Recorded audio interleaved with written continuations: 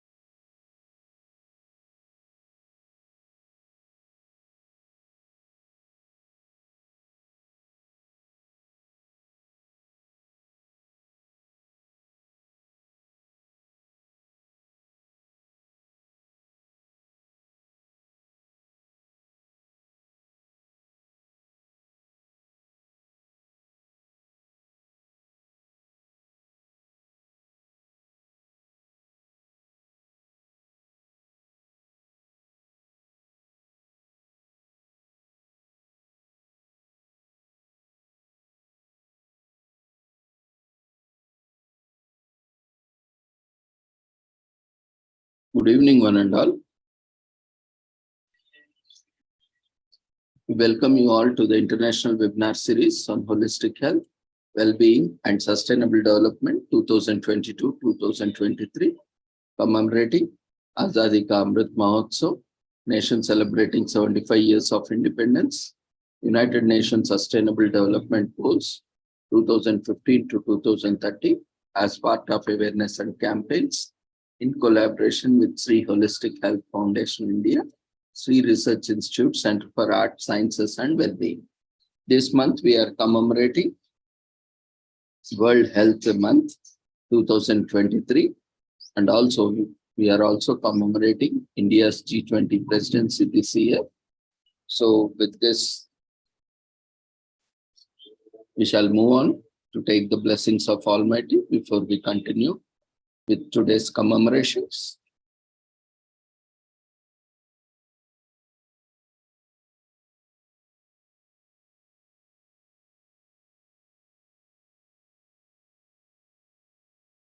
कुरुत्वं कल्याणम् आरोग्यं धनसम्पदः शुभं कुरुत्वं कल्याणम् आरोग्यं धनसम्पदः शत्रुबुद्धिविनाशाय दीपज्योतिर्नमोऽस्तुते दीपज्योतिर्नमोऽस्तुते शुभं कुरुत्वं कल्याणम् आरोग्यं धनसम्पदः शुभं कुरुत्वं कल्याणम् आरोग्यं धनसम्पदः.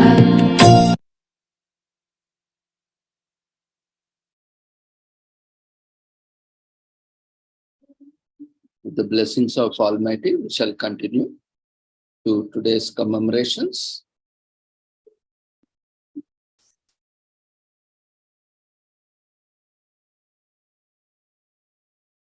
So the registration link for today's and daily webinar series link in the registration link in the form of Google form has been shared in the chat box. Those who have not registered for today's webinar are kindly request to visit and complete your registration is mandatory. So today we are having commemorations like National Garlic Day and National Banana Day, Congenital Diaphragmatic Hernia Action Day, and Humerus Day, and pertaining to animals, we have National Dog Parent Appreciation Day and National Cat Lady Day, which are both related to dogs and cats.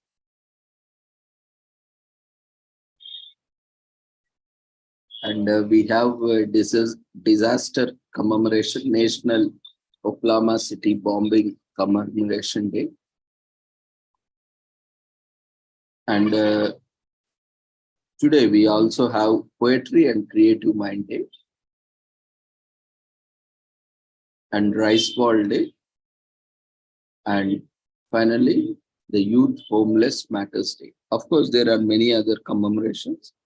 So we'll not look into various others. So let's get into these commemorations.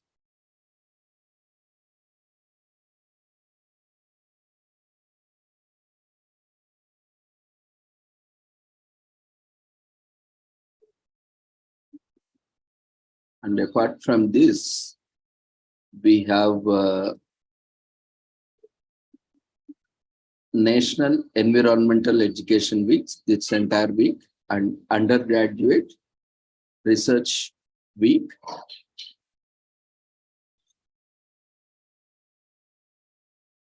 So we'll start with the National Environmental Education Week. In US, is all about saving the planet. Like this weekend, we have a international conference on World Earth Day. So you can talk on anything related to saving, protecting, conserving the planet. You can talk about pollution, you can talk about various issues and challenges the planet is facing, our planet Earth is facing. And there are various issues. You may belong to certain discipline, you may not belong to certain discipline, but it's common because everyone are living on the planet Earth and everyone needs planet. And this is the only planet we have to live. No matter, people keep talking about living on Moon, Mars, but that is far from reality. You need lot. There are many people on this planet itself where they are not having proper food, shelter, even one time to eat. And there are people who are dying with hunger. There are people who are dying because of malnutrition, undernutrition. So though it may be the other alternatives are there, but it comes at a huge price and at a huge cost. And it is not at all, practically reachable, affordable, and convenient for everyone. So we have to keep that in mind. Today, we are facing so much of climate issues. Like today, temperatures are growing all over the India. In fact, all over the world, temperatures are rising. Who are responsible? We, the human beings, are responsible. Today, we are touching, 50, and we are crossing 50 plus. Now, who is responsible for that? We humans, because of our unsustainable, unproductive, and destructive development practices, we have posed a great threat and danger to the planet, to the ecosystem, to the environment, to the nature. So we are paying today. It's all because of our acts. Our karma is hitting back. And not only for those who have, contributed, but because of others also who are living on this planet. That is the greatest sin we have committed. Not only we have put ourselves into danger and vulnerability, but also we have thrown everyone, forced, compelled, and brutally we have put everyone into this climate change crisis, and everyone has to face, including animal, living being, non-living being, and trees, plants, all have to face this extreme heat. Now, who is responsible for that? We human beings are only solely responsible for all these disasters that are going to happen, that are happening, and we have to take our responsibility. We have to take accountability for all this, and we have to take measures also to ensure that, we are protecting our planet.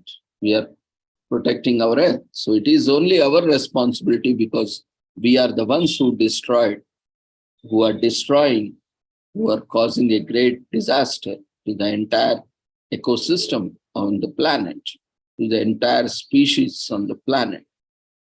So let's recommit ourselves on this World Earth Day, and let's come together for sharing our views and opinions, as this week is also National Environmental Education Week. So try to gather. Don't worry whether it is too scientific, too technical, or too general. Don't worry, whatever it is, this has to be a collaborative, participative week where we all have a dialogue, whatever it may be, say small or big. See, we know, just an example I will give you. We all use these milk packets, and we don't know who actually has put. We all know that, that the tip of the milk packet, we always cut the tip and throw it away. But still, even in certain houses where we don't actually cut it fully, even in my household also, there is a practice that when we are cutting something, especially, even that is not milk packet also, even if it is oil packet also, we don't cut it completely, and we don't, cut apart both the pieces. So we always, make sure that is with that entire packaging also. Even for not that milk packet only, any packaging that we receive, we just only cut a part of it so that the contents of the packaging can be safely taken out. And the entire packaging is a single piece as such. So that helps us to reuse and recycle easily, so that we can repack something else. We can put something else also in that, and you can use it. Again, if we tear into pieces, again, one more additional, object is there, entity is there to be taken care of. But, that got into viral somehow. Thanks to the news channels, they are always looking now. Earlier it was like, it was the news content they were collecting, but now it is a trend of creating news, because there is no, there are a lot of changes that has happened even in media also, because they are more looking for sensation, more of masala, more of negativity, because that spreads very fast. That increases their TRP, that increases their likes, that increases their visits. So no one is bothered today to put good things on, because we are also become so lazy, so useless at times. We don't encourage good things happening. Most of us, quite couple of us, we are very much concerned. But in fact, at least, we should be conscious about, at least if we are not doing, if someone else is doing, we should encourage them in whatever way we can.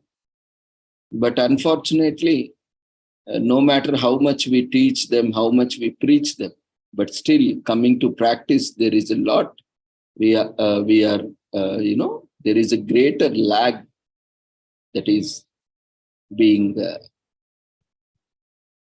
evidenced or seen in the practice. We preach a lot, but we don't even practice 1% also. That is the greatest, disaster that is happening. Everyone wants to preach, but no one wants to practice. This preaching is only happening for the disaster. Entire world is investing so many crores and crores of rupees, billions and trillions of rupees for advertisements. By saying, don't use plastic, don't use single plastic, don't cut down trees, plant trees. But who is bothered? Who is concerned? Are we really planting new saplings, or we are cutting down the existing trees? Forget about public places. In our own houses, we have become so brutal, so cruel, so insane that even a small tree, small plant is there, we are chopping it off, thinking that, we are also become more calculative. We are not very broad-minded also. Even I see many people personally, they are so, materialistic and so are conservative and so selfish. They also count each and every plant or sapling, whether what is the economic use of that. The first use itself is, it gives oxygen. That is very much essential. You are taking oxygen 24/7, 365 days, and till from the moment you have taken birth to the moment, even after your death, even body to get composed also, you need such an amount of oxygen in the nature. So is it not your responsibility? Whether you always look for a plant that is only if that plant gives you something, maybe in the form of flowers or in the form of foods, which is beneficial for you, then only you will remain. Even that also, people are today become so lazy, even, because the leaves fall off, and to clean that again, it is so we have become so lazy and so selfish.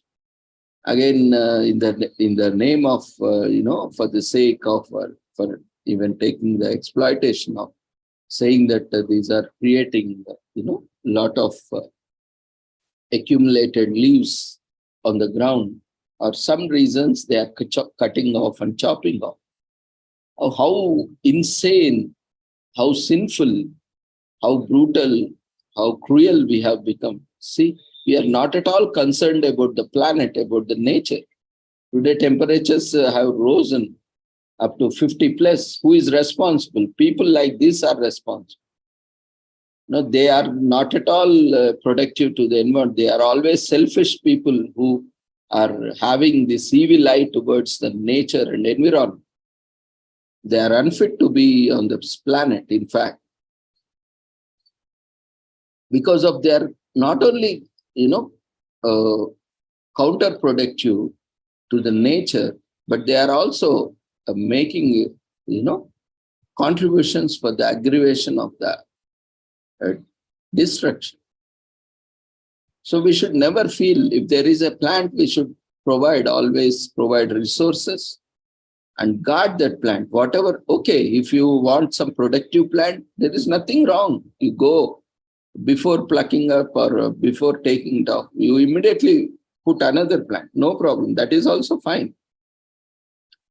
If you don't like something, or if you think it is not beneficial, okay, you plant something which is beneficial for you. Anyway, it is going to give you oxygen. So at least when we are having a thought, let's have a right thought where we can, take it forward. Which plant or which sapling or which tree you are going to keep, that is not important at a very first place, because nowadays we have become so selfish, so mean, that no matter how much we preach, that doesn't get into their minds.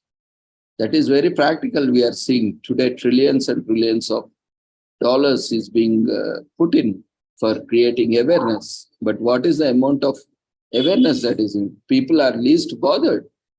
And today across the world, COVID cases are rising. But have we learnt anything from the COVID? You can see everywhere people are crowded. They don't maintain distance. They don't wear masks. They don't use sanitizers. Everywhere they are, again, they have forgot. And if we try to tell them also, they are like, they are not bothered about. They say they are behaving as if there was no COVID at all. And it has affected none. These all are the, practices that we need to learn. We are not learning from our mistakes. That is where, our karma, or whatever we call, our own committed sins we are paying for the committed sins today because we are not learning from them. We are ready to face them. We are ready to face the wrath of nature. We are ready to face the wrath of environment. We are ready to face the wrath of climate. We are ready to face the wrath of planet. But we are not ready to learn from the mistakes of the past and present. This is what, creating more and more issues, and we are suffering more and more day by day. So let's use this National Environment Education Week to discuss and deliberate various actions. It may be small, it may be big, doesn't matter. Now I request every one of you who are regularly attending this platform, you come up something at least 3 minutes minimum. Everyone come up with some suggestions, practical solutions, which can be used immediately, which can be implemented easily by anyone. In your own disciplines, whatever disciplines you have, might be you are a computer engineer, come up with something where you can save energy, or maybe some good practices. Or if you are a health professional, you come up with certain good practices where it can contribute to the earth, like maybe food habits or lifestyle, or maybe our dietary requirements, like, we are consuming excessive meat that is causing a huge pollution, and that is, leading to a lot of zoonotic diseases. And even COVID also is seen, from the wild bats, and maybe there are many things by consumption of meat, and through it, it spread to humans, and it has created so much. And most of the Ebola and swine flu, all are these. Why? Because of we are consuming animals.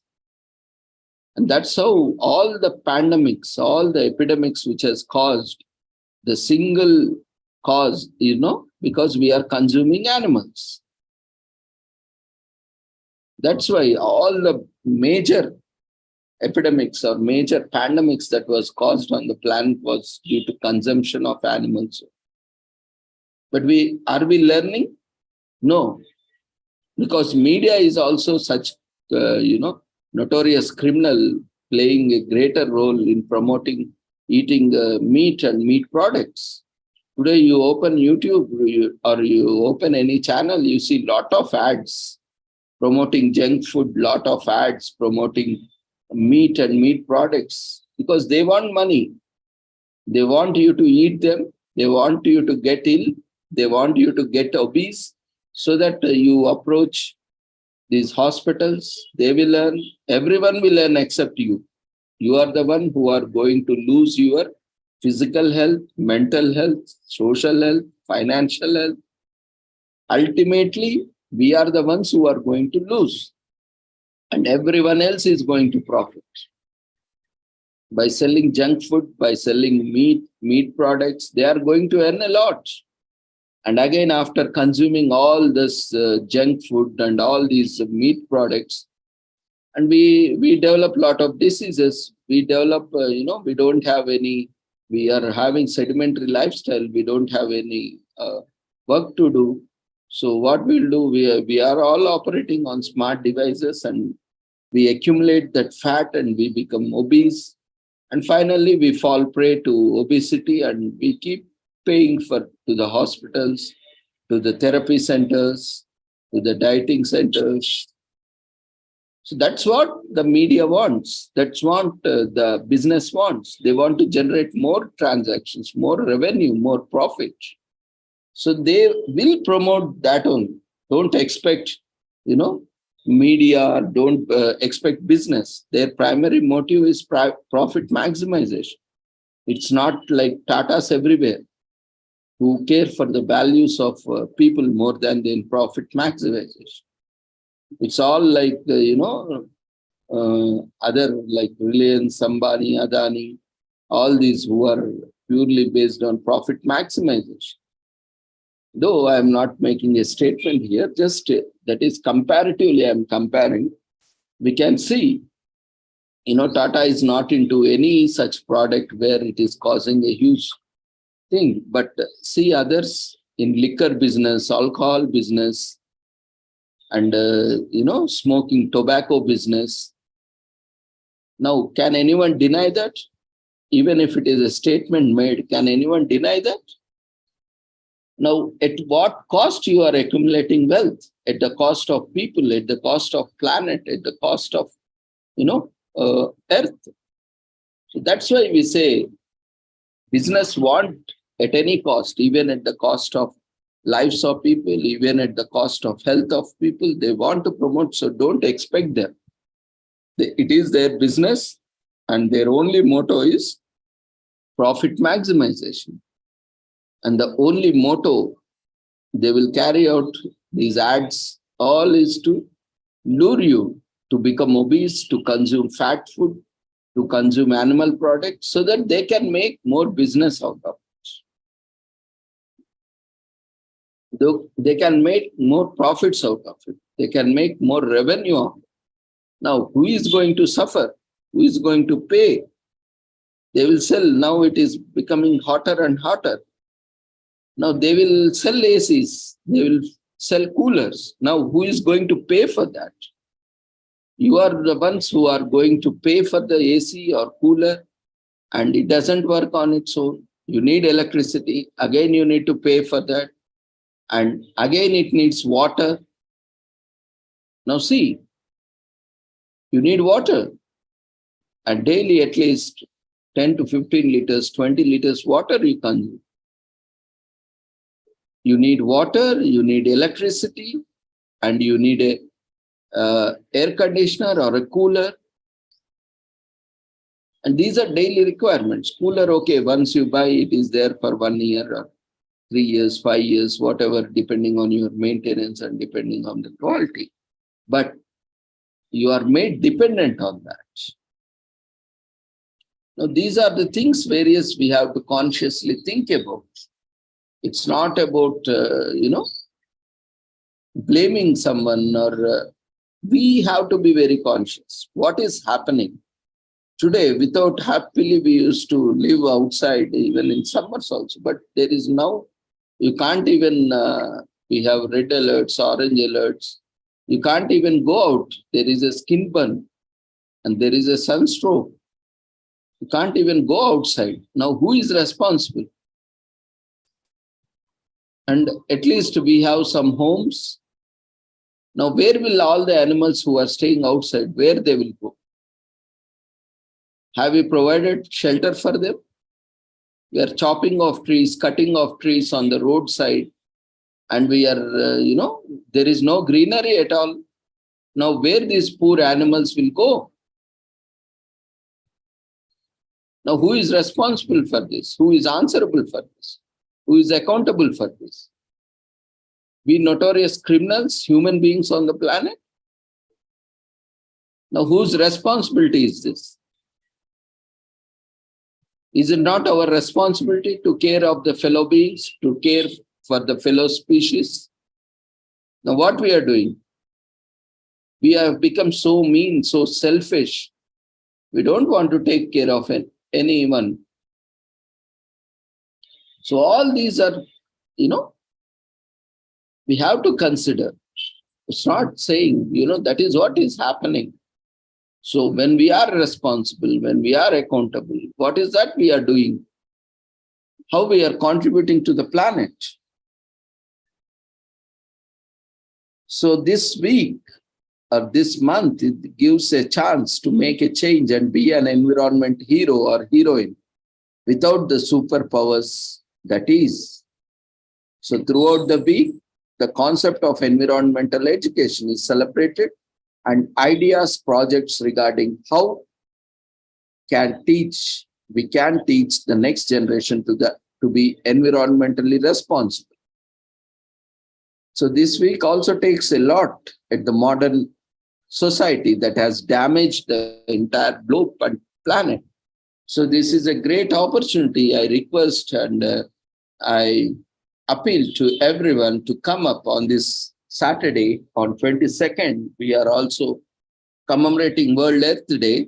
We request everyone, each one of you, to widely promote this event and ask everyone to join and also participate and also present. At least 5 minutes you can contribute. 5 minutes is a lot. You can contribute, sharing your tips.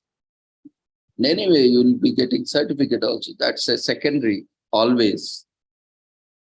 That shouldn't be a primary motive for attending anything. So it's a great opportunity. It should not always be monodialogue. It should be always a discussion, but that should be a constructive, productive discussion. And it should be a timely. We should be disciplined. It's not that, we create a fuss or chaos of the situation.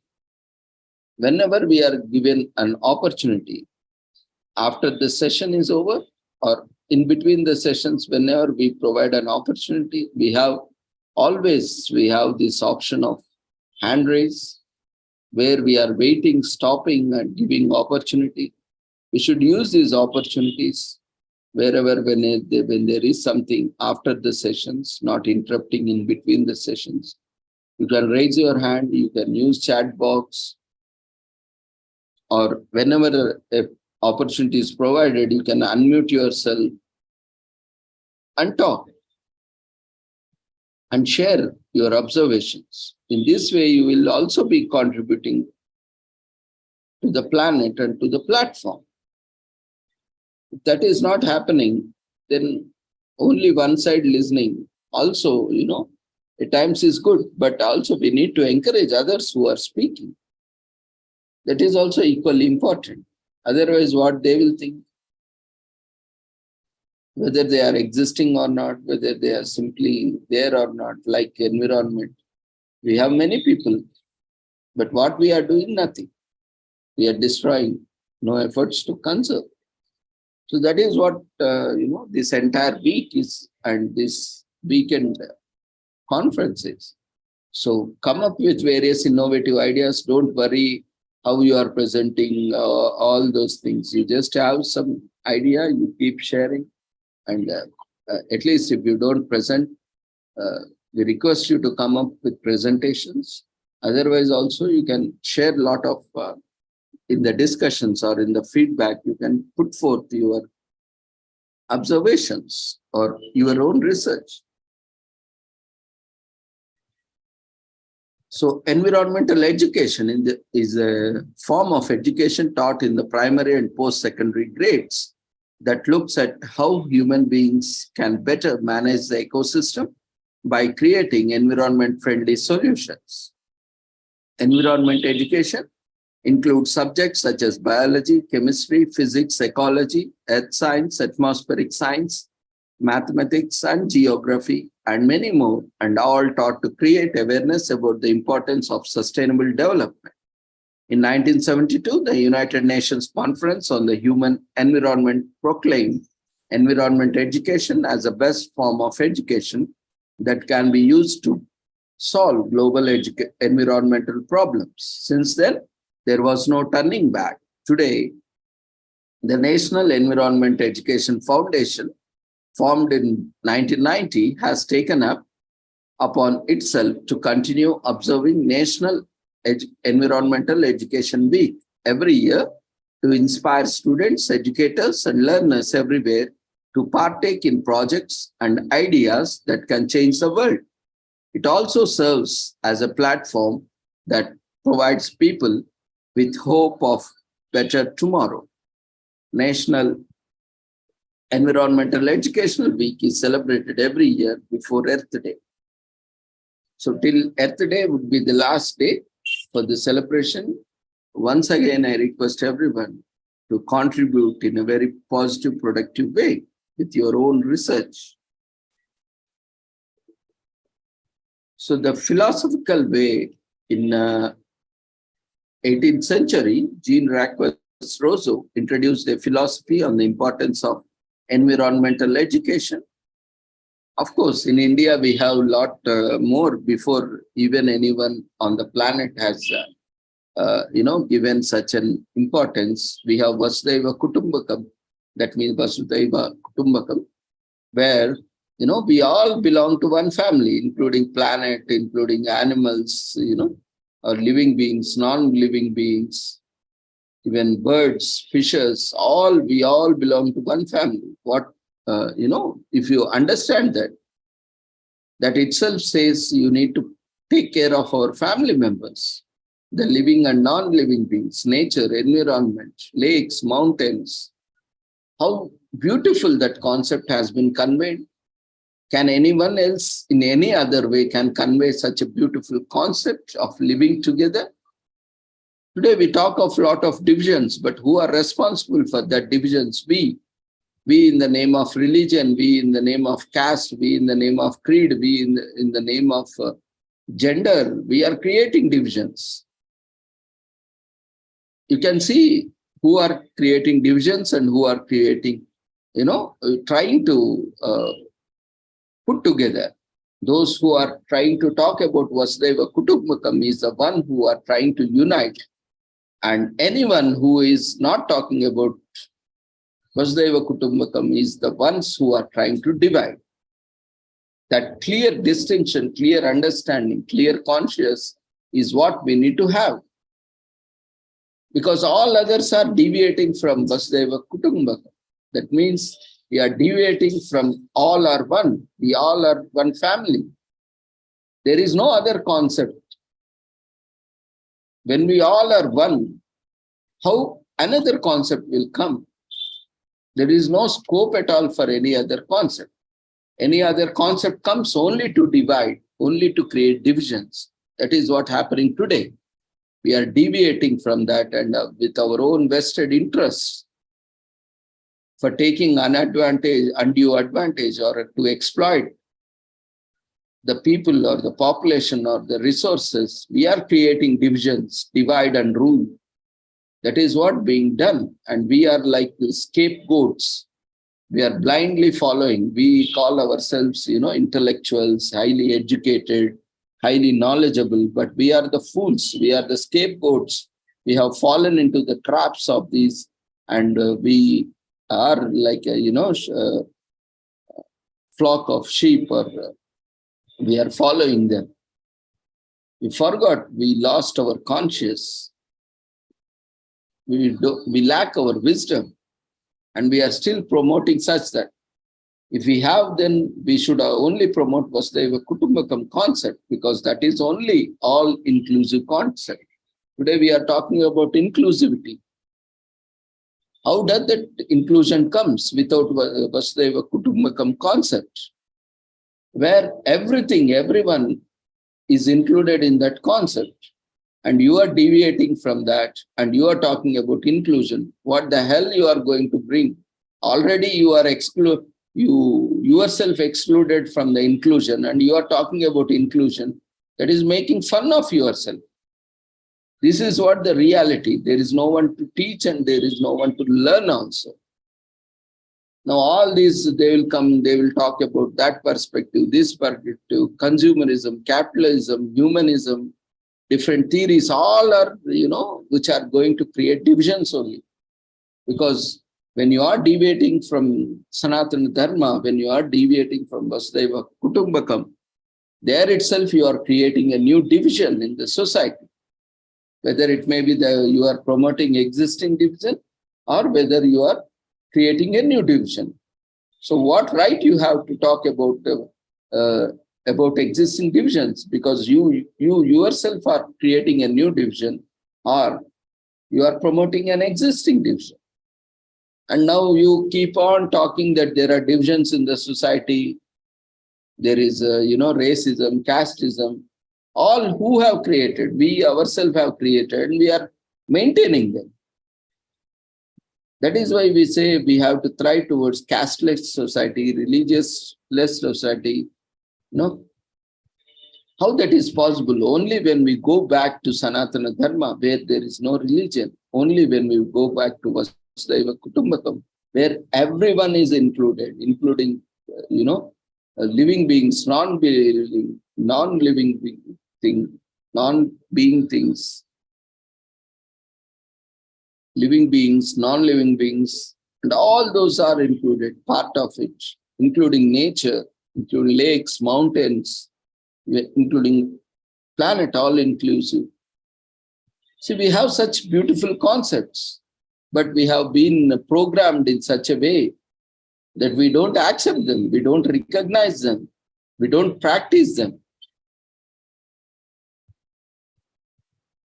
So this is where we have completely deviated. Our development also has gone out of, today we are destroying, today we need to talk about sustainable development goals because of this lack of education.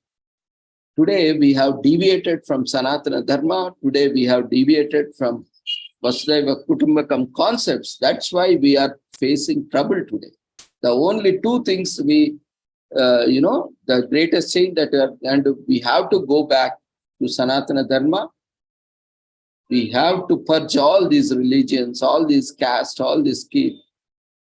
You practice at your personal level, at your private level, nothing wrong in that. But if you take it above all these, then that is where you are creating a disaster for not only yourself, but also others. At a personal end, at a private end, you follow it, nothing wrong. But at a larger level, we all need to follow Sanatana Dharma. We all need to have the concept Vasudhaiva Kutumbakam. That is only inclusive concept in the world where entire world is included. That is what the true education is. That is what the kind of environment education we need to provide, that human beings are just part of 8 billion species. They are just one species among these 8 plus billion species.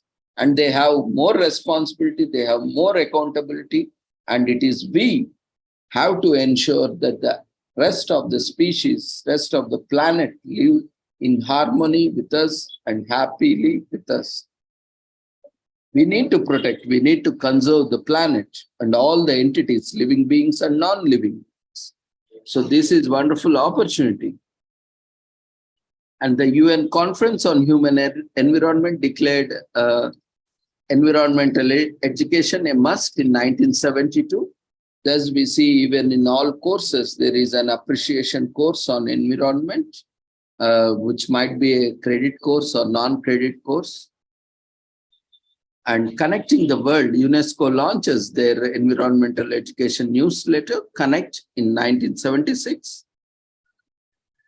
And the 7th World Environmental Education Congress to promote environmental education is held in 2013, changing the history.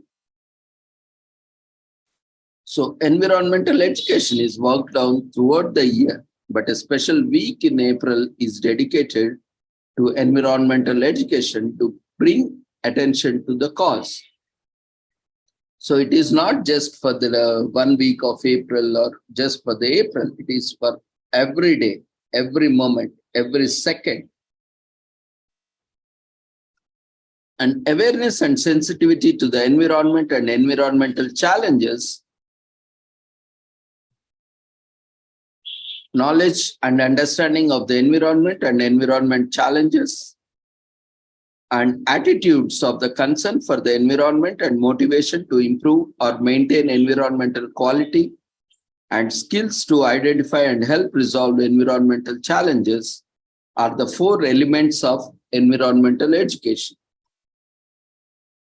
And it is to ensure that the next generation is equipped with knowledge to preserve energy and help keep the environmental crisis we are facing at bay. And we can participate in this week in different ways, like build a display of drawings, paintings, or showcasing all the animals that are extinct, endangered due to deforestation and climate change. Develop a storyline of any aspect of environmental damage you want to focus on. You can also develop a plot that discusses positive steps we can take to help the environment. Perform it for the kids in your area or at your school or community, college, university, wherever you are. There are many documentaries out there on the negative impact of human advancement on the environment and our planet. One of the recent popular ones is by David, A Life on Our Planet. So you can watch a lot of documentaries which have been created. So these all provide wonderful opportunity for all of us.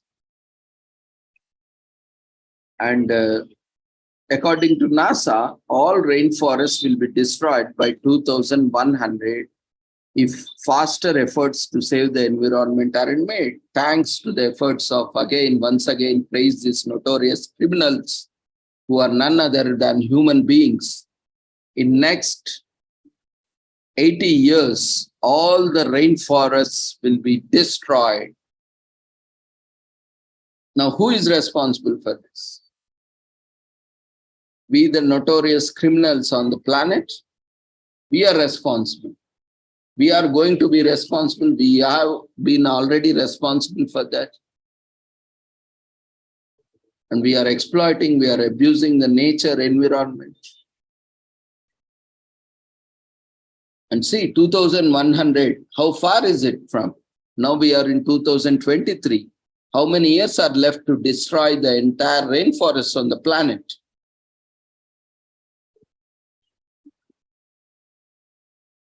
Can you imagine what kind of people we are living on this planet? And we talk ourselves more good. We are doing so and so for the planet. But are we really doing good for the planet, or are we destroying the planet? Next 75 years or 75 years, we are going to destroy the entire planet. That's why I keep telling you many times, humans are going to become extinct in no time. You take it for granted, you write it somewhere, and you are going to see this is going to happen sooner. Because we are not learning from the mistakes, and humans are really going to become extinct soon. And entire species will thrive. This is going to come true in the near future if we don't learn. Already we have crossed our limits. Already we have, gone beyond restoration. And nature is going to strike back. Now it is striking back in the form of disasters only to protect it. It doesn't want to destroy us. It wants to just protect us itself from human beings. Now, if we are making in such a tug of war, do or die situation for the nature and environment, and definitely we are the ones, we human beings are the ones who have come after them, and we have to go before them. So if that do or die situation will come, then we all know who is going to survive. Definitely it's not human beings. Definitely it is going to be the nature and the environment that is going to survive. That's why I keep saying repeatedly that human beings are going to become extinct soon. We are going to pay for our atrocities committed to the nature. We are going to pay for the sins committed towards the earth and environment. Now it's high time that we realize, otherwise we continue to pay more and more in various forms. So that's why this week is very important. That's why this Earth Day is very important. That we all should come up. We should take it seriously. Otherwise, we are going to pay, not at least we, because we human beings have a lifespan of 100 years, and most of, us generations, maybe I may not live for next, but I may not see 2100, but definitely our younger generations or our present generations will definitely see that. And they are going to see their deaths. They are going to see their destruction. And they are going to see which we never saw on the planet. Now, who are responsible? There is no future generations left. There is no future for the human beings itself. This is going to happen if we don't if we don't turn about and start walking back. This is what going to happen. And this is going to be a reality. You see in 2100, what is going to happen? Already glaciers, huge glaciers are getting apart from the glaciers, and they are floating and they are getting melted. Are we able to see? Now we have a lot of technology. No one needs to tell you what is happening. You just open Google Earth or you just open any such technology you have. You observe daily. You just watch the timeline, what is happening. You will really realize, and you cannot go to sleep.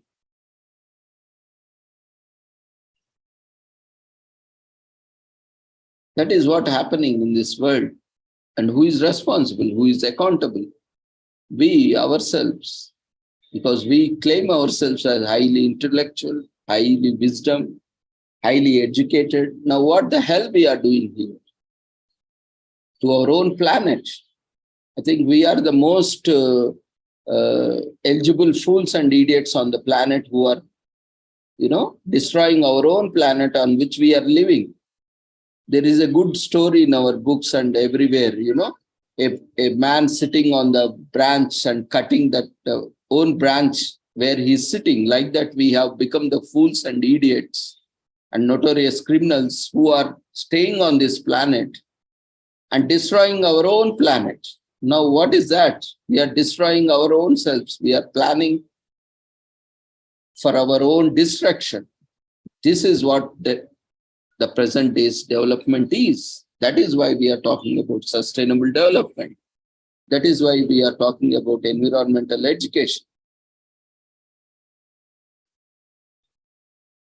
And we have already seen, NASA has already told that all rainforests will be destroyed by 2100. That is the next 76 years. All the rainforests, there will be no forest on the planet.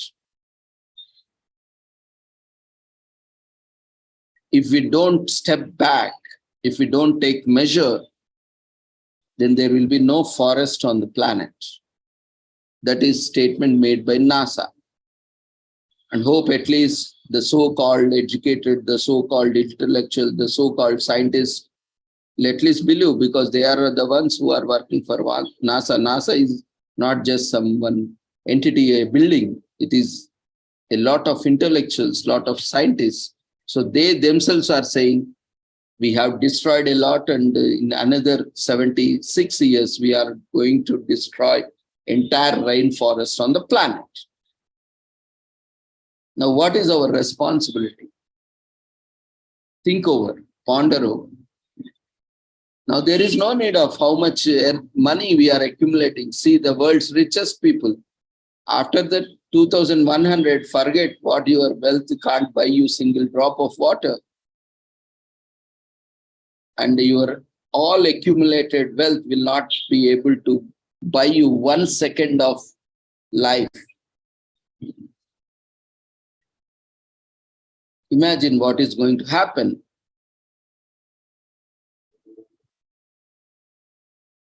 And the hole in the ozone layer may be healed in the coming 55 years due to ban on certain carbon emissions.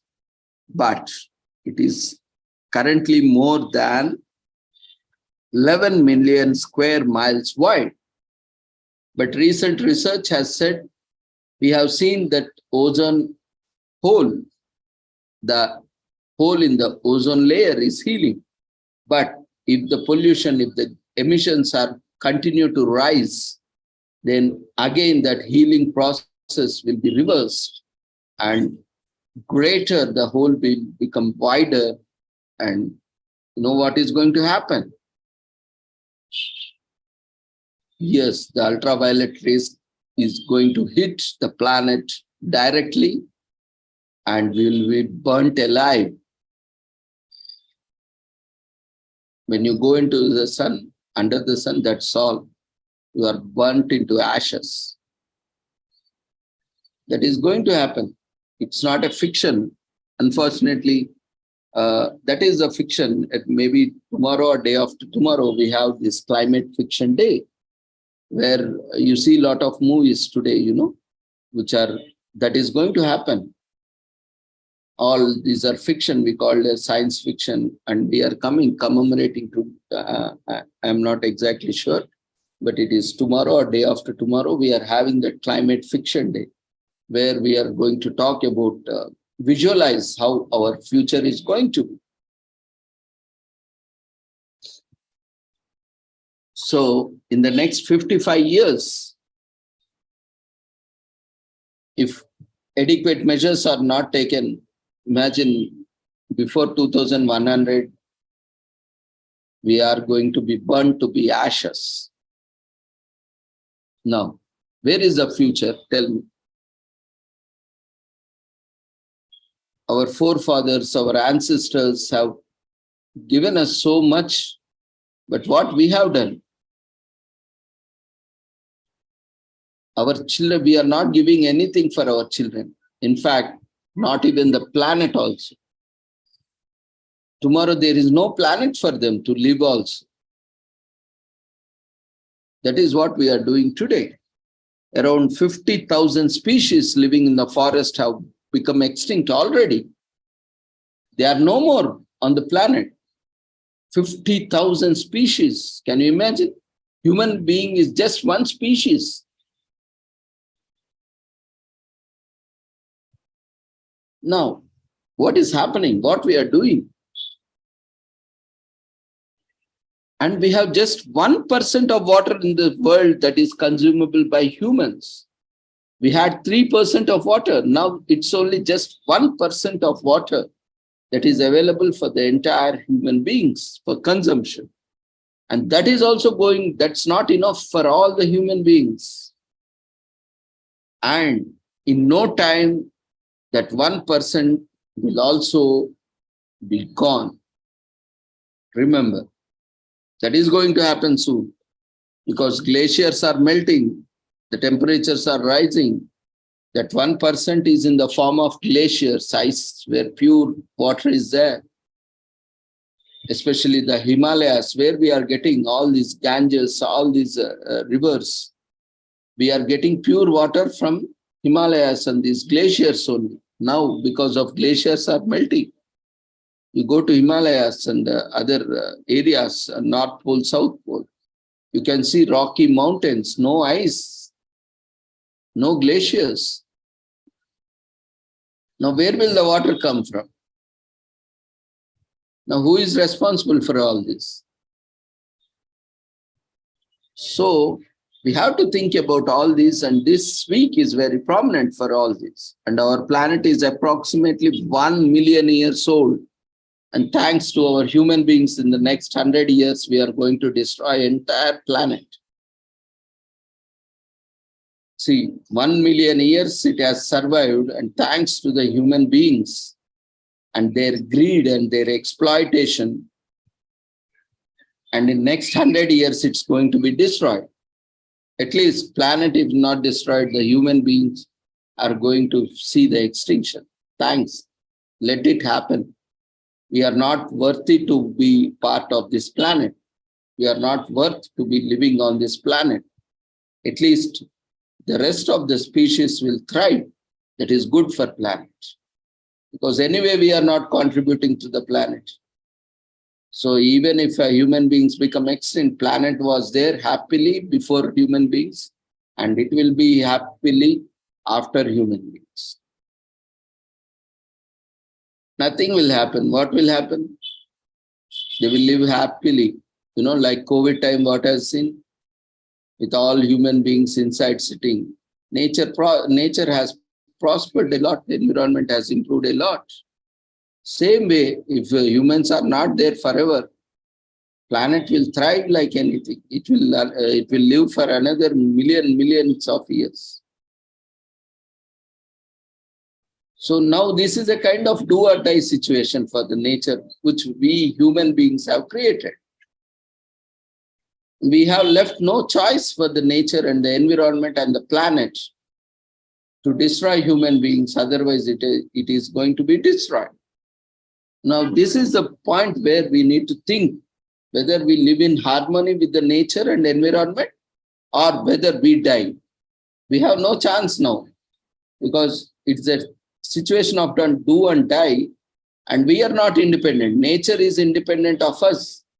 Nature has survived, planet has survived before human beings. It will survive after human beings. But without nature, without environment, and without planet, human beings are not going to survive. We are entirely dependent on the nature. We are entirely dependent on the planet. Now we have no choice. Because we are not learning, we are not doing. The only choice left with us is to die. And that's why I keep telling we are soon going to become extinct. Because we are not learning. We don't care for the planet, for the environment, for the nature. That is what's happening. So, a planet which has a life of more than 1 million years old and more, we have put entire planet into destruction mode. In another 100 years, we are going to destroy entire planet.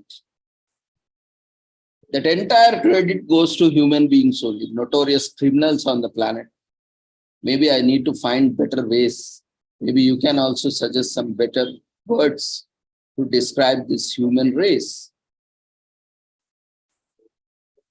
I also need to explore different ways, because are we really good people? If we are really good people for the nature, for the planet, then we could have done so much harm, putting ourselves into so much risk. Let's explore all these things. Let's ponder upon. We ourselves will realize when we sit back and realize what we are doing and what kind of people we are. So due to the environmental crisis the world is facing, it is essential to bring attention to the ways in which resources can be preserved. Therefore, reversing the damage of the modern world has to be done, and to the environment. It pushes students, research scholars, professionals, academicians to think critically.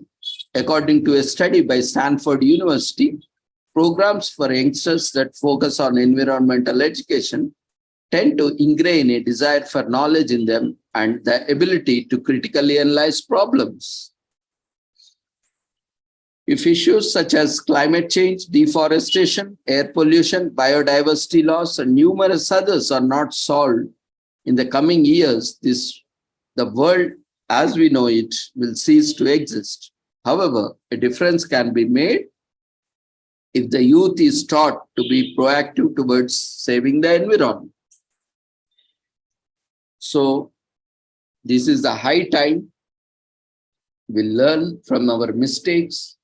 Otherwise, we're gonna pay for the mistakes. And no one will be left. Our karma is going to hunt us brutally as we are hunting the nature and environment. Our karma, our sins are going to hunt us more brutally, more cruelly, more insanely, all of us who have contributed to the destruction. So it's a do and die situation for us. Either do or die. There is no other chance left because we have created such a situation today.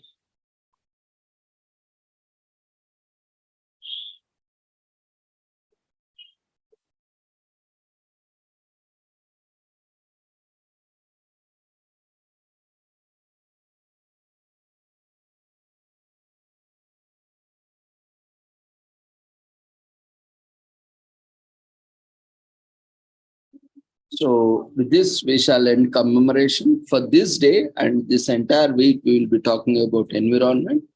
And we have conference on Saturday. As already once again, I appeal everyone to come up with these issues and challenges. So we will continue to discuss in coming days as well. So apart from that, we have other commemorations like today is also, this entire week is also undergraduate research week. And that provides university students, especially this is in US, so provides university students across the US with an opportunity to shine with their progressive work during undergraduate research week from April 19th to 23rd. And conducting research does not have to be limited to your finance. Continuously researching on topics and forming numerous new hypotheses is the best way to aid in the evolution of society. So if you are currently enrolled in college or university and are looking for funding, there are a lot of scholarships also for undergraduates. So that's why undergraduate research is so important. Keeping the youth motivated to make a difference is not easy, but it is also not an impossible task. Either the initiative was started by the Council on Undergraduate Research, in short known as CUR, and the organization continuously strives to make efforts that lead to the creation of scholarly ideas and groundbreaking research. With the vision to help in the advancement of society through creative undergraduate research, CUR assigned a week in April as undergraduate research week. This initiative was initially pushed forward by the US House of Representatives on the 16th of November 2010. This week became a national celebration during the numerous universities hold events exhibiting brilliant research studies conducted by the undergraduate students of different institutions. This means not only will the students be motivated to put an extra effort into their research throughout the year, but they will also be bestowed with the opportunity to have their voices heard. So during this week, aspiring and brilliant students may present their ideas using various mediums ranging from video presentations, detailed papers, a performance, or a creative art display. And you need a bright idea that starts out from the rest. It's time for brainstorming. So that's why we also are organizing a conference in the end of this week, though not specifically targeted for undergraduate students, but it's for everyone, including school students or any student for that matter, any faculty, for that any person on this planet. You can come up with your own research and present. Don't worry about, format. Don't worry about, all the other jargons or technical, these things. You do some research, you find out something, or if you know, or if you have experience, you can share with all of us. this is a wonderful opportunity in this occasion of undergraduate research week. We, at the end of the week, that is on 23rd, it is going to be the last date of undergraduate research week and also the last date of, National Environment Education Week. And 22nd, we are going to commemorate and have a conference on Earth Day where we will discuss all these issues which has been brought up by our friends and colleagues.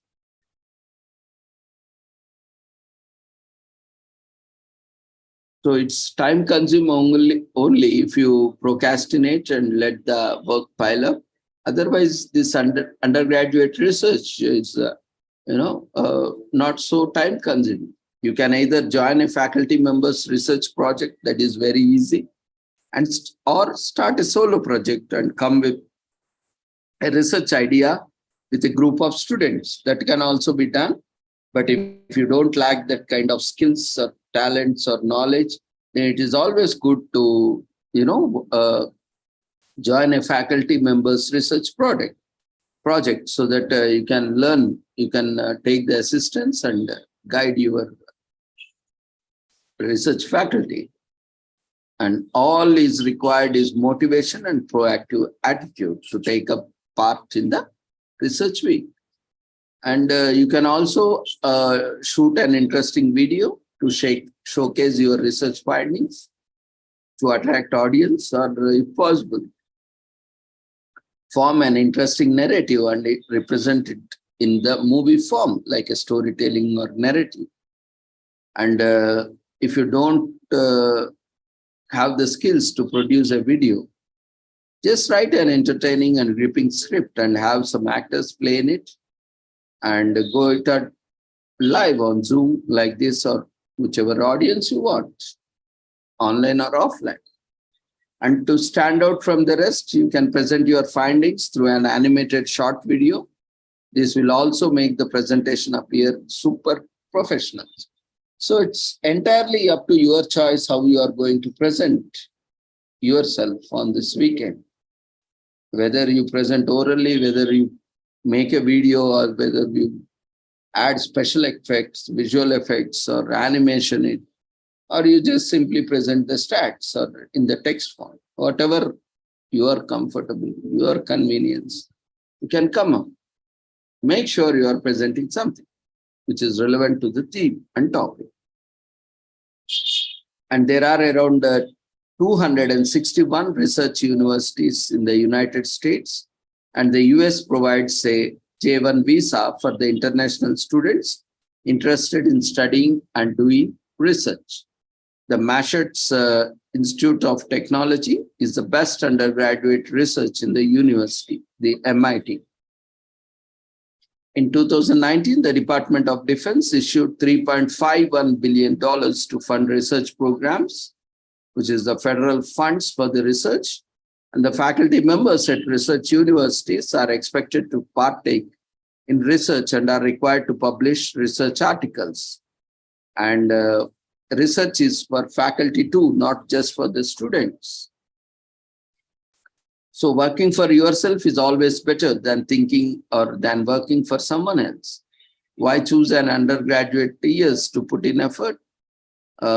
Because you have more time and energy. Most importantly, student ventures tend to receive funding from outside sources as well. So if you have a very good proposal, research proposal, you can put forward, no matter which, if you are a faculty or student, we also take up a lot of research projects. If it is worth funding, then we will also fund your research projects. If it is worth, not for the sake of doing, but if it is worth that is going to contribute to a society or community or nation or a planet at large, then definitely you can also put forth your proposals and we can also provide you with funding. So that all depends on the way, the kind of project you take up and the way you put forth your proposal.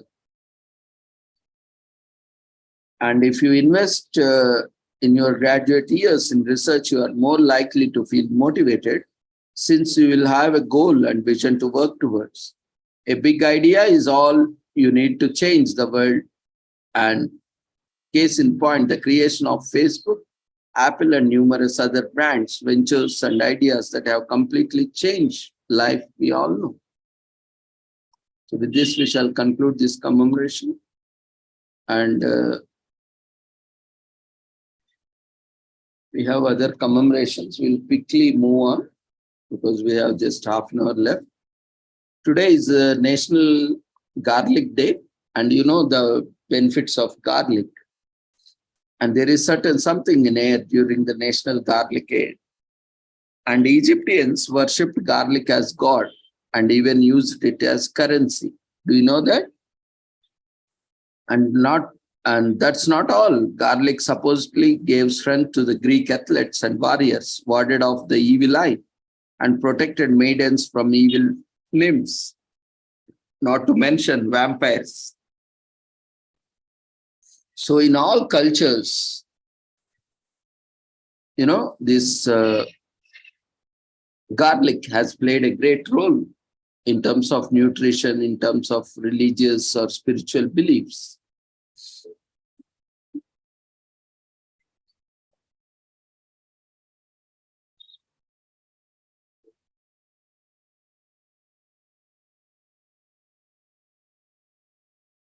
So grab a garlic clove and get cooking, whether you are roasting garlic for a delicious topping or using it as a base for veggies. You'll be cooking with what we like to call the God's ambrosia. Okay, we don't actually call it that, but it's pretty damn delicious. And this is something we just made up, but it's most delicious challenge you have undertake or you will ever undertake. Incorporate garlic into every meal of the day. No one will kiss you for the entire day. But it's okay. It's not that bad because you will be eating well for every meal. Plus, anyone going to kiss you anyway. Okay, just being real. I mean, not everyone every day get kisses. So that is also different. Of course, and that is also not culturally relevant. Though in our society, it is not a practice that we kiss each other every day or every moment. We have Namaste, the safest method. And now the COVID cases are also again rising. And even governments are also issuing mandates for booster doses. So always stay at a safe distance. Okay. So again, back to Namaste. And try incorporating garlic in an unexpected way. Part of the fun of enjoying garlic is learning its different flavor profiles. Some unusual dishes include garlic ice cream, garlic rosemary almonds, garlic lollipops, garlic truffles, and the list goes on.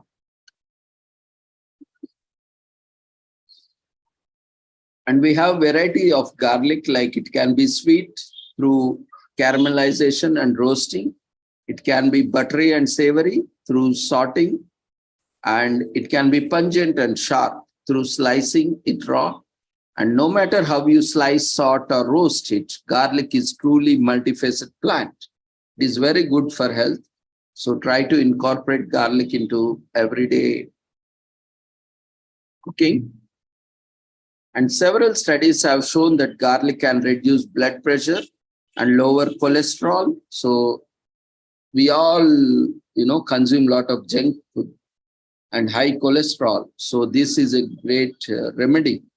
You can have just one garlic a day that will help you to keep and maintain blood pressure and cholesterol levels, both of which help improve circulation. But we are not done. It's also an anti-inflammatory food, which helps ease heartburn and ulcers. See how much useful it is. And sometimes when you are cooking and realize forgot to add seasoning, you Dump salt by the tablespoon onto your food for a quick infusion of flavor. Drop the salt and pick up the garlic, and it's a great way to add bold taste to your dishes and without adding extra sodium or calories. It is especially great for masking the bitter taste of many vegetables.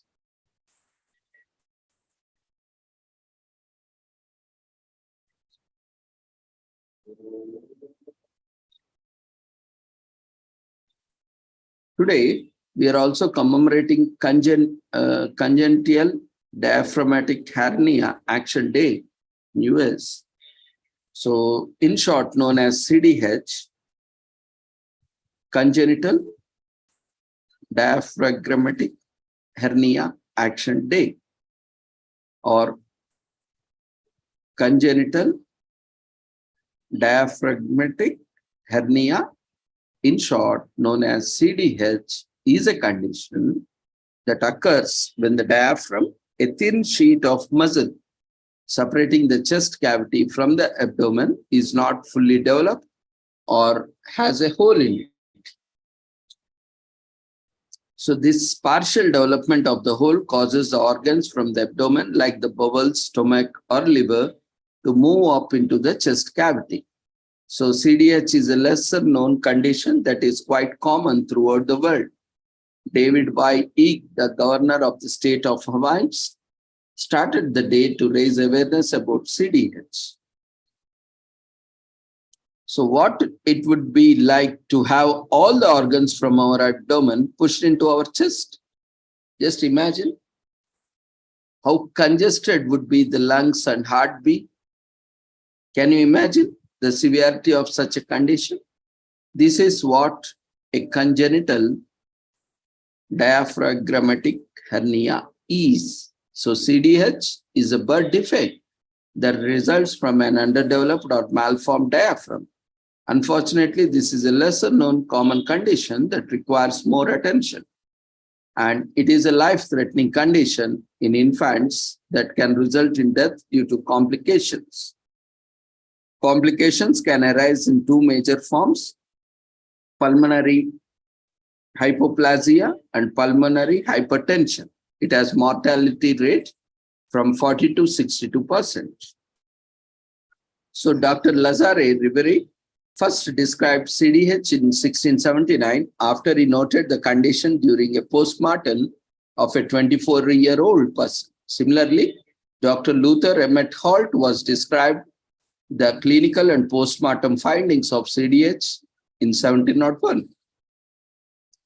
The condition was further studied and described in various papers throughout the centuries, but the first successful surgery treatment happened only in 1902.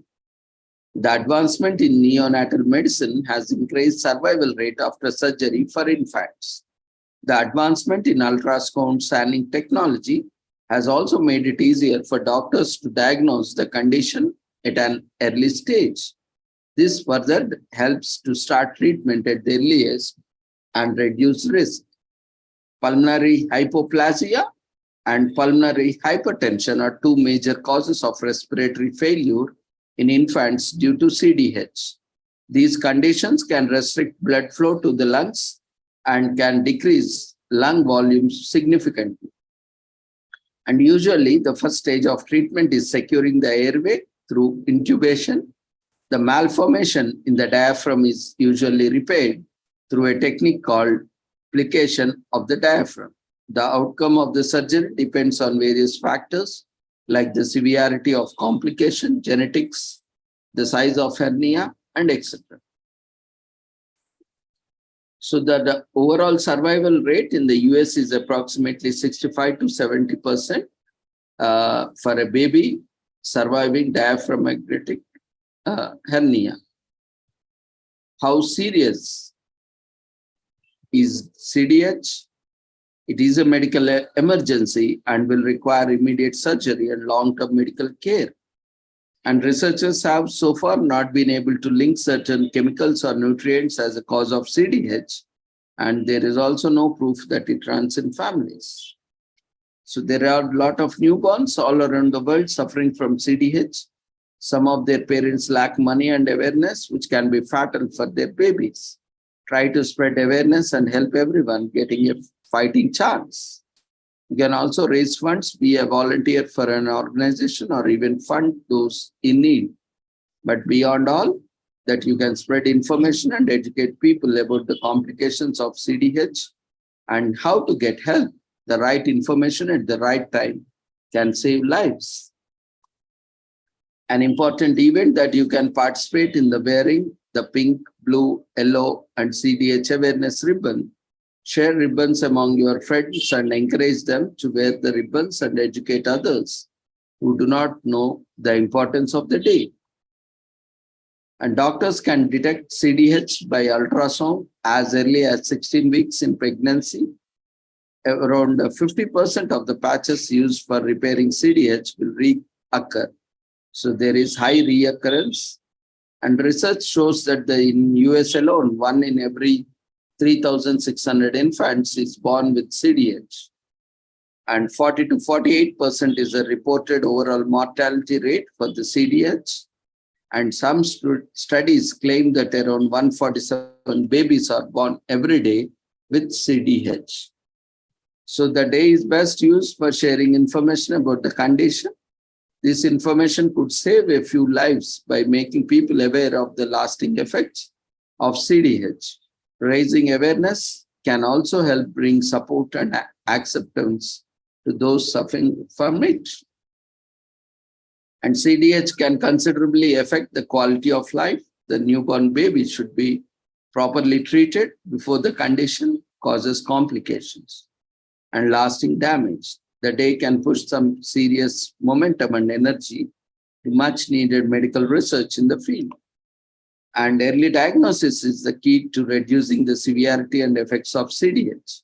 If not treated in time, the condition can be fatal for the infants, leading to loss of life or death.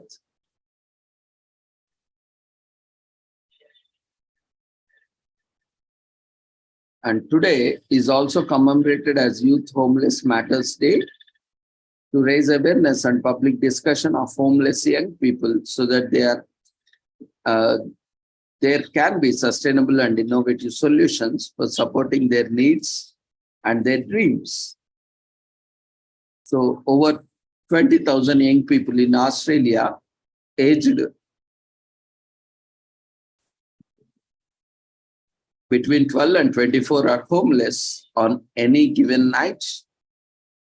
More than half of an 18-year-old accessing homelessness services from 2019 to 2020 had experienced domestic and family violence. So that is why youth homelessness matters.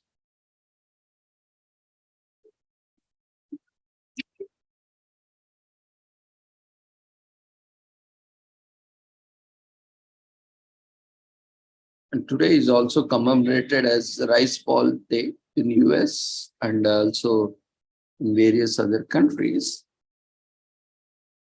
It is an annual cuisine event.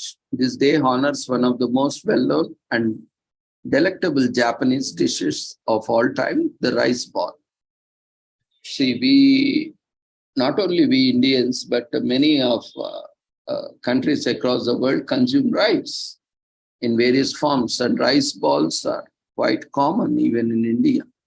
The word rice ball refers to the clump of rice formed into a spherical shape. It does, however, come in variety of shapes, including the triangular one. It also varies in texture and flavor according to the type of rice used and the items added to it.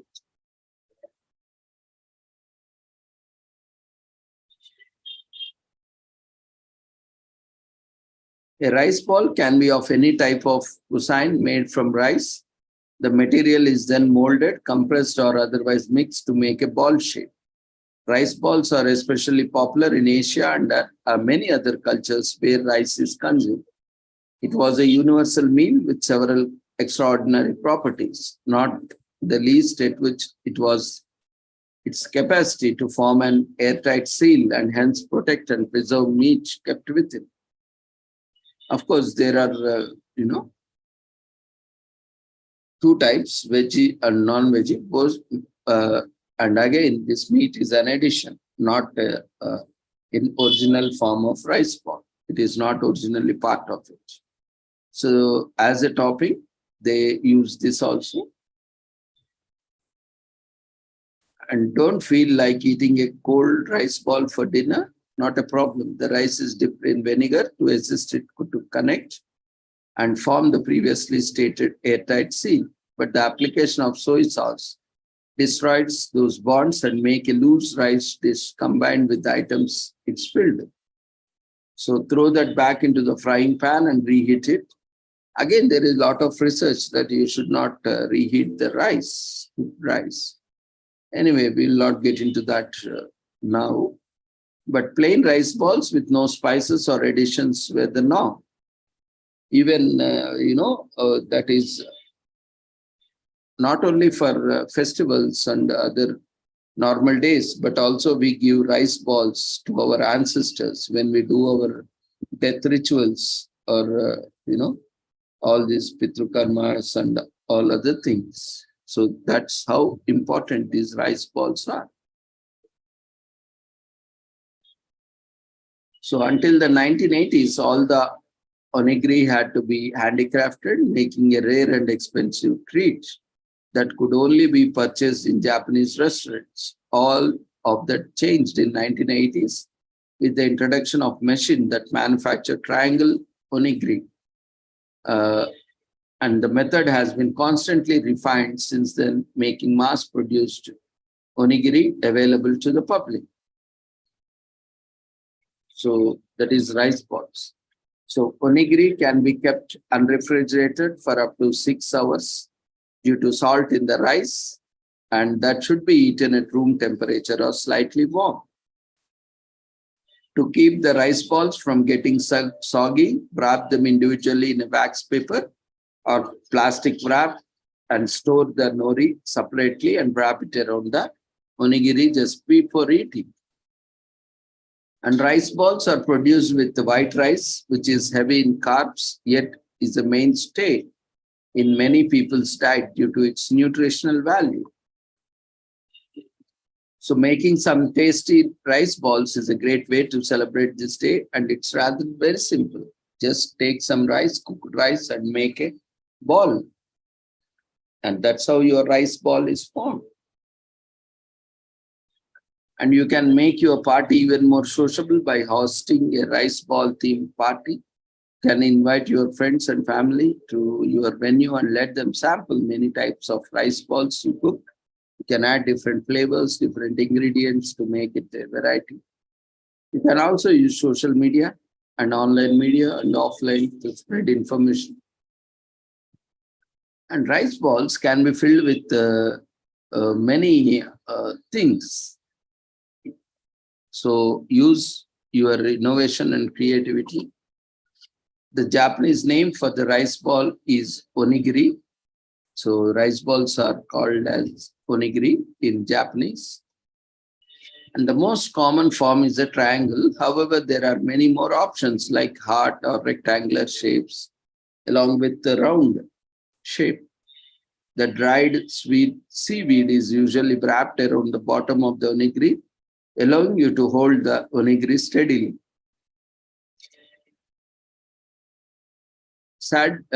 But some people wrap the entire onigiri in dried seaweed.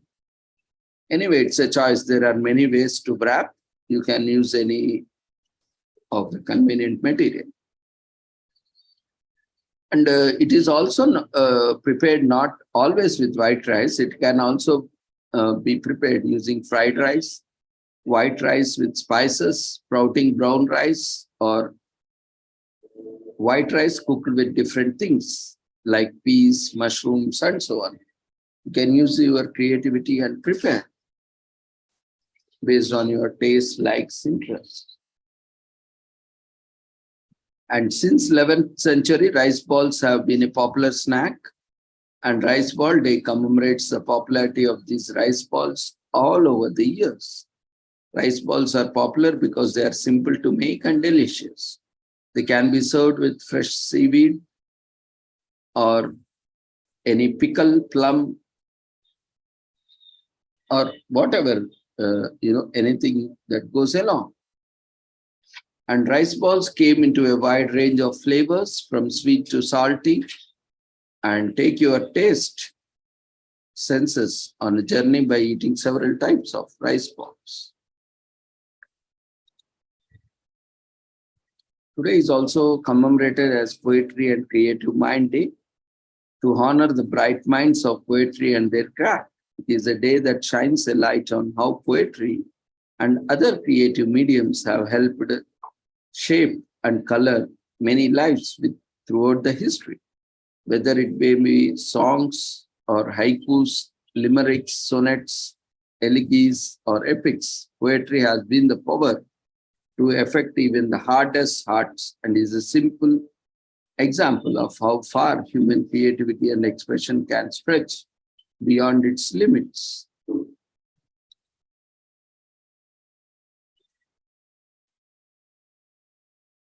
Today is also commemorated as National Oklahoma Day, City Bombing Commemoration Day in US.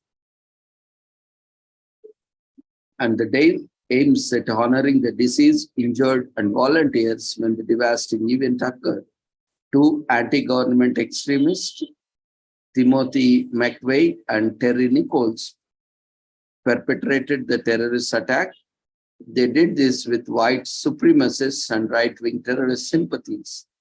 The bombing happened at 9:02 a.m. at the Alfred P. Murray Federal Building in Oklahoma City, and killed at least 168 people, injured more than 680 others, and destroyed more than one-third of the building. And a third of the building has been reduced to rubble in just a few seconds, with many floors flattened. The surrounding areas look devastated. More than 300 nearby buildings were damaged or destroyed. Dozens of cars were incinerated. The consequences of human beings were still more devastating. 168 souls were lost, including 19 children, with several hundred more injured. It was the worst act of terrorism in the United States history. The FBI quickly arrived at the scene to support rescue efforts and investigate the facts.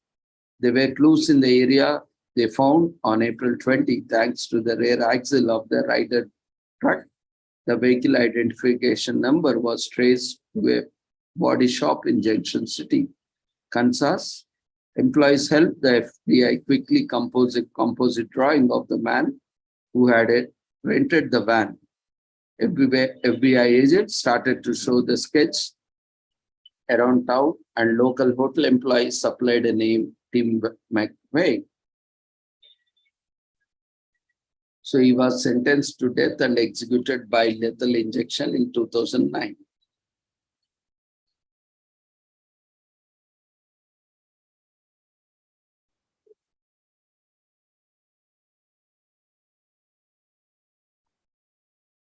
So today is also commemorated as National Dog Parent Appreciation Day. It's dedicated to all the incredible hardworking dog parents who look after their pups with great care and responsibility. While being a dog parent is one of the greatest joys in the world, it is also time-consuming and detail-oriented task that is no easy feat. So we must use this day to appreciate those who fulfill their responsibilities and challenges of being dog parent and give beautiful homes and lives to the pups of the world.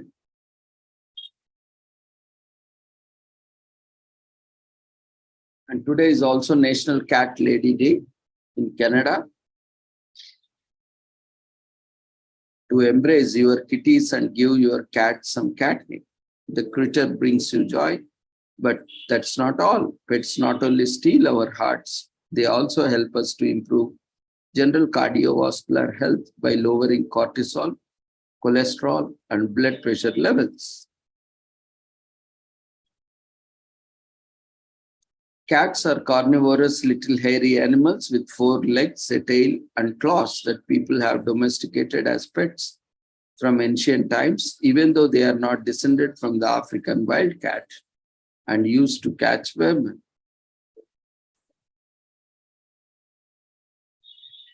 A separate 1983 study discovered that the pet owners scored higher than non-owners on social sensitivity and interpersonal trust. However, there was no appreciable difference between dog and cat owners. A 2019 study revealed no differences in anxiety, depression, or relationship experiences between cat owners and non-cat owners. We suggest that our findings are thus not consistent with the characterization of cat owners as unhappy, anxious, or having problems with human relationships. Today is also commemorated as National Banana Day. And eating banana is an amazing day, is the best thing with bananas. And bananas are one of the oldest cultivated fruits in the world. And bananas' popularity span across the world around, and there are thousands of banana varieties. Bananas are beneficial and versatile and can be used in puddings, muffins, pipes, sandwiches, bread, cakes, and many more. Bananas are popular globally, irrespective of the variety, and they get an impressively huge consumption all over the world. Bananas are eligible berry fruits that show in finger-like clusters hanging down from a banana tree. Undoubtedly, the banana fruit is the favorite of many folks. We love bananas too. Their softness and unmatched sweetness make them special, occupied with the numerous health benefits they possess. Bananas are good sources of vitamins, carbohydrates, and amino acids and fats. Bananas can be easily eaten as a meat when peeled and can also be included in other forms of food, such as banana bread, pies, chips, cakes, muffins, or smoothies. Annually, more than 100 billion bananas are produced and circulated across the world.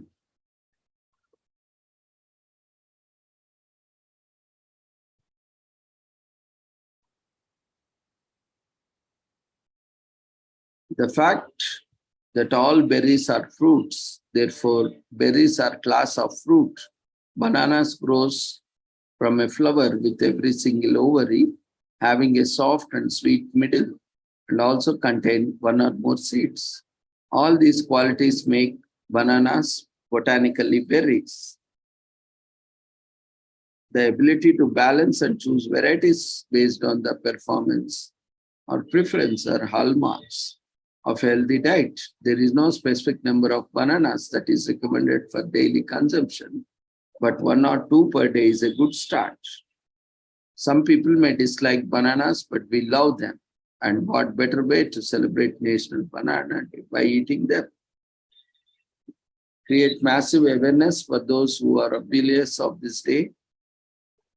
Spread the love for bananas around your neighborhood. Visit the grocery store to shop for bananas and buy bananas cupcakes for the children.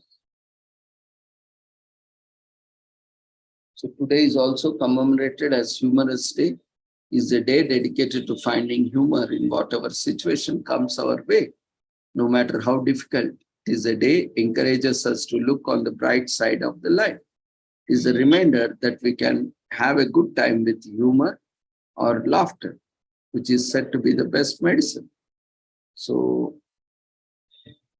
the origins of this holiday are largely unknown, but it has been attributed to the Carmel Institute of Humor's director, Larry Bilding, who first declared April to be Humor Month in 1976.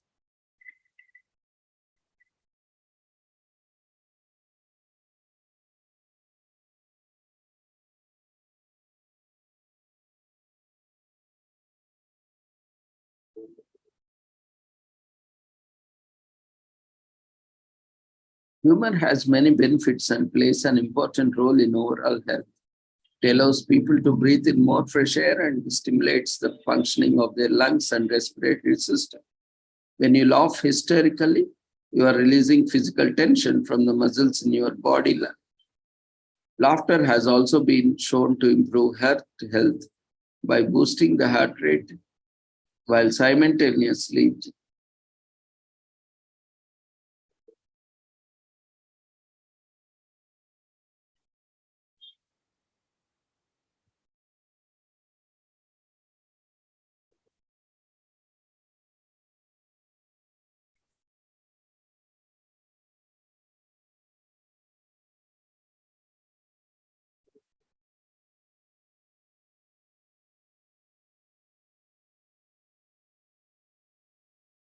the immune system is strengthened as a result of exhaustive laughter, making you more immune to diseases in general.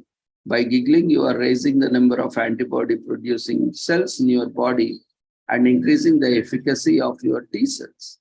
Humor provides comfort and relief from physical pain, as well as assists in reduction of stress from a social standpoint. Aside from bringing people together, humor has also been shown to improve conversation quality and help people manage emotions like worry, fear, and come to terms with grief.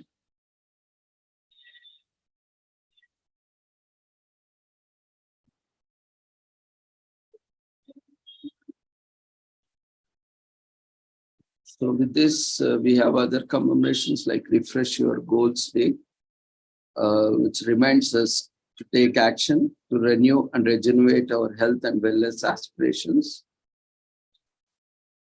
And today we are also having National Hanging Out Day, expecting a vibrant, colorful carnival-like celebration with all kinds of linens and clothes hanging on the clotheslines. Clothes hang in the front and backyards, in the neighborhood, in dry sun and wind. It's not a fashion statement or to display one's wardrobe, but to show support for energy conservation and environmental protection.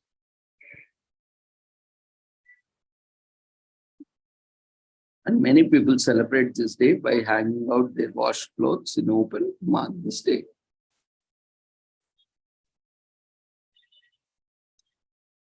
So this week is also commemorated as Cloth Nappy Week. This week aims to inculcate good habits in new parents where they can do their bit for the environment by using a cloth or reusable nappy. Before they were disposable nappies, children were made to wear cloth nappies that were later washed with soap and water for many more uses. Although tiresome to clean, these napples were good for the baby skin and did not add to non-biodegradable waste in the environment. Cloth Nappy Week reminds us that the generations before us had mindful habits, and it has done to do us good to adopt a few of them.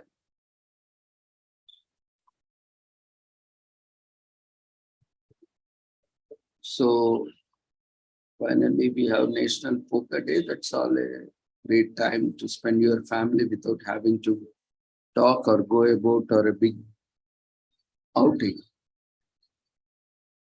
And so put your skills to the ultimate test and get rewards for your expertise, claim tournament prizes, or simply enjoy bragging rights among your peers.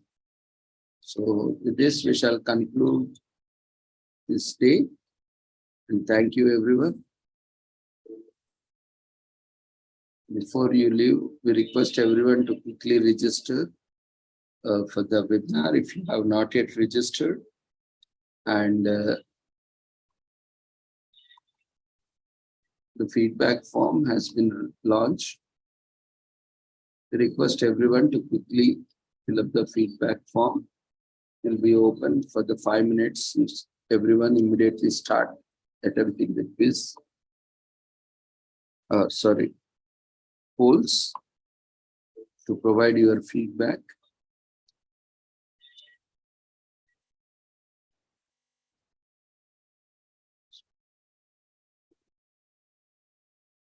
And if you have any queries, anything to share, you can raise your hand. You can use chat box.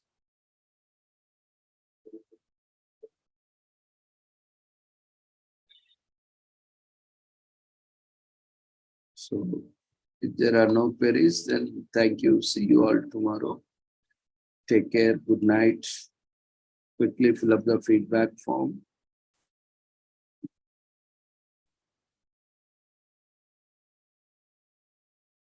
See you all tomorrow at the same time at 6 o'clock with the same link with different topics and commemoration.